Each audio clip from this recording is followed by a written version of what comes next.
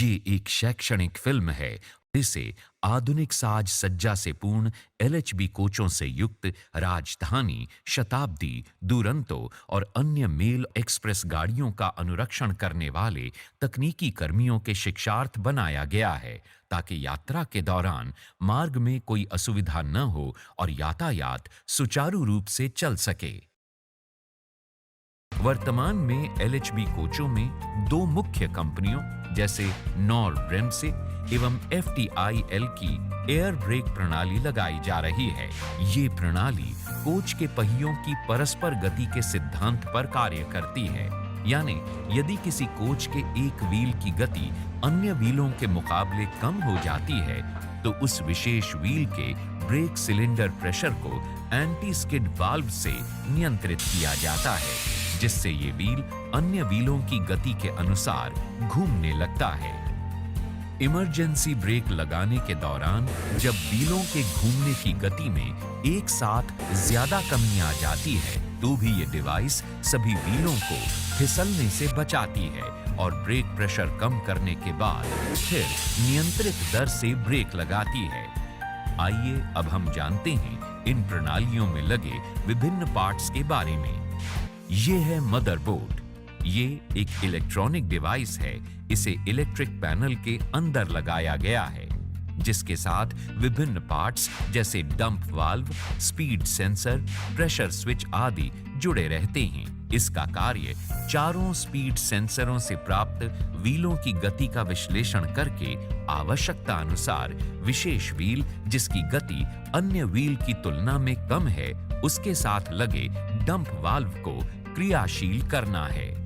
दोनों कंपनियों के मदरबोर्ड पैनल अलग अलग होते हैं, जैसे ये है एफटीआईएल का मदरबोर्ड और ये है नोर का मदरबोर्ड। आइए अब जानते हैं एफटीआईएल मदरबोर्ड के मुख्य पार्ट्स के बारे में। ये है N1 कार्ड। इस कार्ड को 16.8 से 150 वोल्ट डीसी सप्लाई मिलती है। बदले में ये 24 volt plus minus 30% DC supply निकालता है, जिससे डंप वाल्व कार्य करते हैं। ये है N2 कार्ड, जिससे 16.8 से 150 वोल्ट डीसी सप्लाई मिलती है। बदले में ये 5 वोल्ट से 15 वोल्ट सप्लाई निकालता है, जिससे प्रेशर स्विच ईएमसी फिल्टर को सप्लाई देता है। ये है ओपी कार्ड। इस कार्ड के द्वारा 6 आउटपुट 16 से 150 वोल्ट निकलती है, जिससे किलोमीटर काउंटर चलता है। ये है आरई कार्ड। इस कार्ड को ऑटो कपलर द्वारा 16 से 150 वोल्ट डीसी सप्लाई मिलती है, जिसके द्वारा ये प्रेशर स्विच की मॉनिटरिंग करता है। ये है एमवी कार्ड। इसका काम डंप वाल्व की कंट्रोलिंग करना होता है। ये है एसटी कार्ड। ये कार्ड विभिन्न इनपुट तथा आउटपुट, ओपी कार्ड इनपुट आरई रिले तथा डंप वाल्व एवं supply voltage EV brake cylinder charging, EV brake cylinder exhaust की मॉनिटरिंग करता है। ये है सीपीयू। सेंट्रल प्रोसेसिंग यूनिट का कार्य ब्रेक सिलेंडर का प्रेशर रेगुलेट करना, डाटा स्टोर करना, त्रुटियों को रिकॉर्ड करना, पीसी के द्वारा पैरामीटर का सामंजस्य करना, अनुरक्षण के लिए डिस्प्ले करना। जीई कार्ड का काम है स्पीड सेंसर को सप्लाई देना तथा प्रत्येक स्पीड सेंसर का डायनेमिक टेस्ट करना। ये हैं पुश बटन और इनका काम इस प्रकार है। बटन 1 फॉल्ट लिस्ट को दिखाता है। बटन 2 WSB के डंप वाल्व को चेक करने के लिए इसका उपयोग करते हैं। बटन 3 मेमोरी को साफ करता है। बटन 4 डोर कंट्रोल की चेकिंग करता है। बटन 5 कोच कितने किलोमीटर चला है इसकी जानकारी देता है। यह है नोरमेक सीपीयू पर लगे पुश बटन। नोरमेक में 1 से 4 तक पुश बटन होते हैं। 5वां बटन नहीं होता है, इसलिए इसमें कोच द्वारा तय की गई दूरी का पता नहीं किया जा सकता। आइए अब हम जानते हैं नोरब्रेम से मदरबोर्ड में लगे कार्ड्स के बारे में। ये है PB03A बोर्ड। इस पावर बोर्ड के द्वारा स्पीड सेंसर तथा एंटी स्किड वाल्व को 24 वोल्ट की सप्लाई दी जाती है। इस बोर्ड को 24 वोल्ट प्लस माइनस 30% डीसी से 110 प्लस माइनस 30% डीसी सप्लाई मिलती है। इस बोर्ड के ऊपर 2 पीली एलईडी लाइट लगी होती हैं जो ऑपरेटिंग अवस्था को दर्शाती हैं। ये EB01 बोर्ड है। ये एक्सटेंशन बोर्ड के नाम से जाना जाता है। इसके द्वारा डिजिटल इनपुट आउटपुट लिया जाता है। इसका कार्य डोर तथा CDTS को कंट्रोल करना है। ये है MB04B बोर्ड। इस बोर्ड में सामने एक मैन मशीन इंटरफेस लगा होता है तथा ये डंप वाल्व को 24 वोल्ट की सप्लाई देता है। मैन मशीन इंटरफेस पर 9 पिन फीमेल कनेक्टर लगा होता है। ये फोनिक व्हील है। ये एक मैग्नेटिक गियर है जिस पर 80 दांते कटे रहते हैं तथा जो प्रत्येक एक्सल के ऊपर लगा होता है। इसका कार्य व्हील की गति के अनुसार स्पीड सेंसर में इंडक्शन पैदा करना है। एक कोच में 4 फोनिक व्हील लगे होते हैं।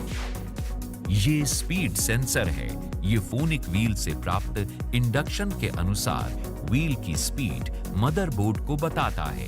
फोनिक व्हील तथा स्पीड सेंसर के मध्य FTIL मेक में गैप 1.0 से 2.0 मिलीमीटर और नोर मेक में 0.9 से 1.4 मिलीमीटर होता है।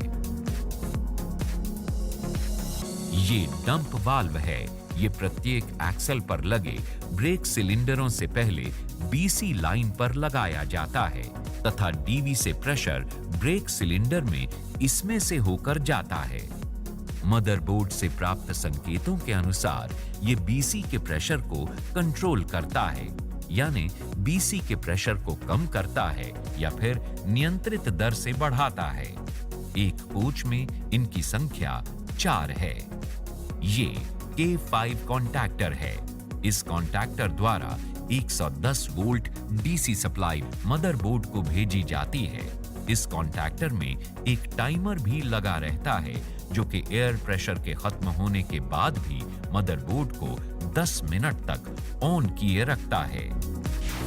ये प्रेशर स्विच है। ये स्विच FP पाइप से जुड़ा रहता है।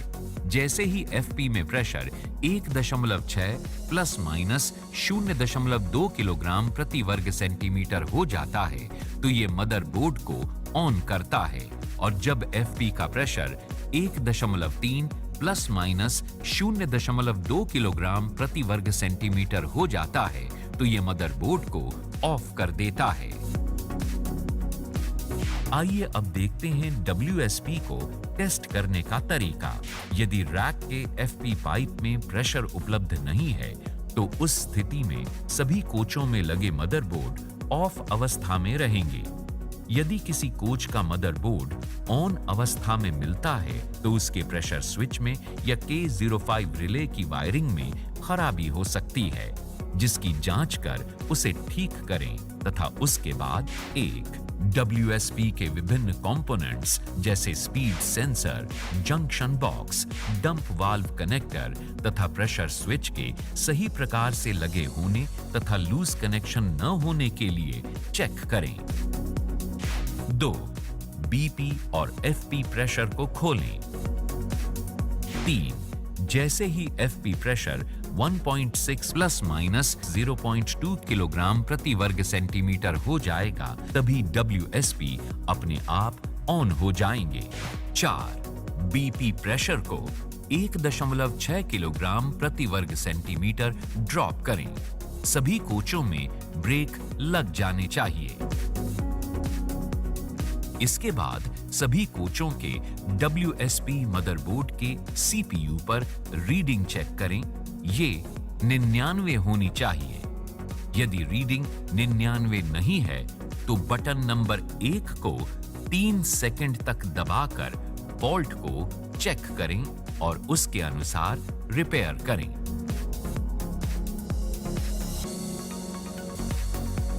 5. डंप वाल्व की जांच करने के लिए सीपीयू पर लगे बटन नंबर 2 को दबाएं। जब रीडिंग बदल जाए तो बटन से हाथ हटा लें। अब चारों डंप वाल्व बारी-बारी से ऑपरेट होंगे तथा उनसे हवा निकलने की आवाज सुनाई देगी। डंप वाल्व की क्रम संख्या NPPE यानी नॉन पावर पैनल एंड से शुरू होती है। रैक के सभी कोचों के WSP क्रियाशील अवस्था में होने चाहिए। WSP रिपेयर करने के लिए आवश्यक औजार: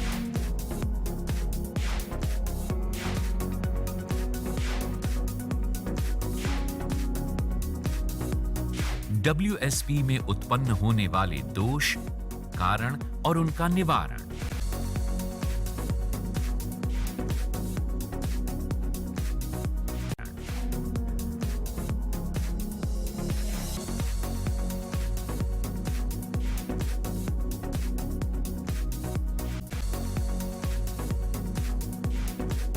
FTIL और NOR प्रकार के मदरबोर्ड के स्क्रीन पर डिजिटल रूप में प्रदर्शित होने वाले दोष एवं उनका निवारण।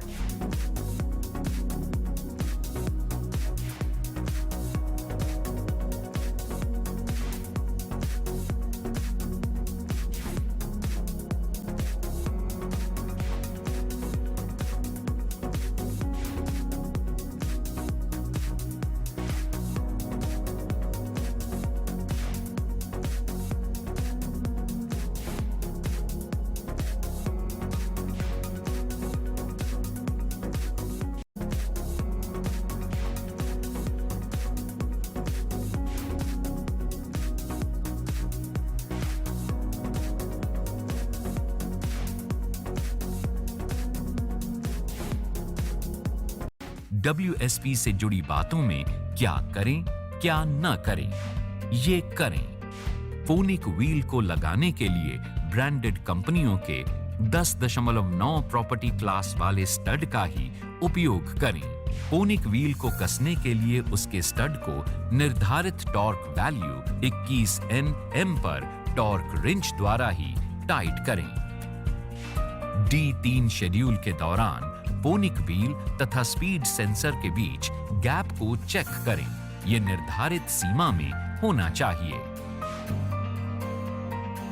फ्यूज नंबर 63 और 65 को निकालकर ही कोच पर वेल्डिंग कार्य करें। ये न करें। नॉन स्टैंडर्ड स्टड का उपयोग न करें। बिना टॉर्क रिंच के स्टड टाइट न करें। सेंसर गैप चेक करना न भूलें। फ्यूज लगी अवस्था में कोच के ऊपर वेल्डिंग कार्य न करें।